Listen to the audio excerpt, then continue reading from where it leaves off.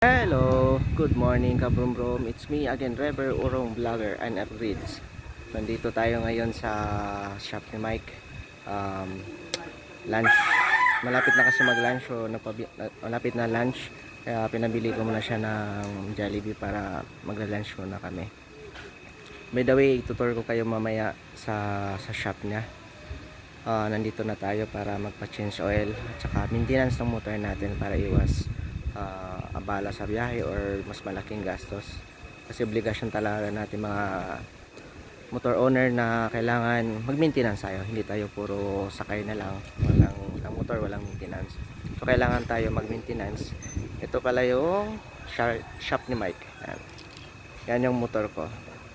Mamaya bago magsimula ang change oil or ano ba yung mga maintenance natin, ipapakita ko sa inyo para at least may mga idea din kayo. Thank you. Take 2 tayo later.